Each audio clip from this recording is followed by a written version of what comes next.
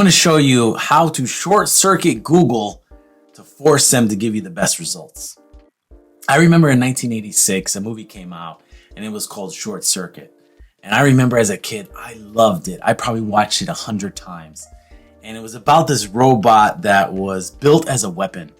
And as it was like traveling, something happened where it got electrocuted and the motherboard short circuit, hence the movie. The motherboard, something happened in the motherboard, and all of a sudden, this thing that was built for war and like to destroy, all of a sudden came alive, and it had emotions and feelings. And I remember the whole movie, like the scientists who built it, they're chasing, the scientists and engineers are chasing the robot because they want to like reset it, to get it back to normal. And he kept saying, Johnny Five is alive, Johnny Five is alive. And as I was inside of the Google's ad manager, I was implementing a strategy, and I realized, I said, this is kind of like short circuiting Google to force them to give you the best results. Let me explain. So Google uses machine learning to optimize campaigns for the best results. And it's dependent on what you tell it and what information you give it to say, hey, these are the parameters that are important to me, and these are the things I want you to optimize for. So technically, you can give it certain parameters to force it or short circuit it to make sure that you're getting the best results. Let me explain a little bit deeper through an illustration. Let's use this illustration to better convey what I'm trying to explain. So let's say you have a sales funnel and you have multiple steps. Each step, let's say, starts with the opt-in page, and then you go sales page, order form, confirmation thank you page. Fairly simple, fairly straightforward. So on the opt-in page, right, technically that's not a conversion. It's considered a click. And if you do label it as a conversion, maybe you label it as a page view, it's not a primary action. It's a secondary action. With the machine learning, labeling the conversion events based on primary and secondary events will tell Google exactly which ones are important and which ones are not. So that is one way to tell Google, like to explain to it, say, hey, Google, you need to optimize for all the primary events. So technically a page view, someone coming off of an ad, because that's where they initially land, would just be a click. It's not necessarily an action that they've taken. Now, if someone gives you their information and they opt in, now that's considered a conversion. And that takes you to the sales page.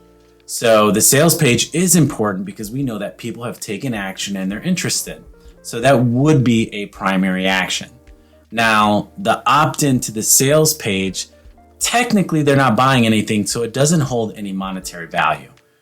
Now, going from the sales page, say they're interested and they add to cart, now you go to the order form. Technically, again, they haven't made a purchase yet, they just added it to the cart. So it would be considered a page view conversion event. And it's not necessarily a primary event, it would be labeled as a secondary event. And again, that holds no value. Now, once they purchase and confirm their order, it takes them to the thank you page. That's another conversion event that you would want, and that would be considered a purchase conversion. Now, from a purchase conversion, technically, they would be a primary event, but based on what you're selling, there is a monetary value to that, so $97. If you're doing a application funnel, this would be the confirmation page to people who booked a call. And technically, you can say that's a conversion event as well. Now, what we're going to do is to short circuit or trick this process through Google is initially what it's saying is we're saying, all right, the best event that we can have is a $97 purchase event.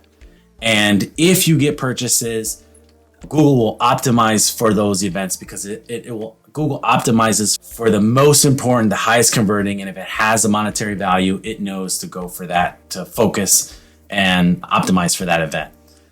So to trick it and make it work for yourself, what we're going to do is we're actually going to give the sales page and the order form a monetary value too. Now, this is only happening in Google, so you're not going to get paid for it. But what you want to do is you're telling Google, you're like, hey, the order form and the sales page are important as well. And we're going to label them with some type of monetary value. Let me show you what that looks like. Now, in this example, what we're doing is we're saying that the sales page is worth $1 and the order form is worth $2. So we go inside of Google and we set these inside of the parameters of the conversion events. So we say, all right, conversion event, page opt-in conversion, you're going to be worth $1. So then Google says, all right, we need to start optimizing for the $1. So then it goes, it starts sending the correct people to optimize specifically for the sales page. Once they get past that page, we're saying, all right, the order form is worth $2 because that's more important than the sales page. Now Google's saying, okay, now we have a monetary value on the order form. Now we're going to start optimizing for the $2 event. And then we go to the last one, which is the $97 event, which is the purchase conversion. This is exactly how you force Google to optimize for what you want by giving it monetary value. Now let's go inside of Google and I'm going to show you exactly how to set this up. So inside of Google, what we're going to do is we're going to go to our conversion events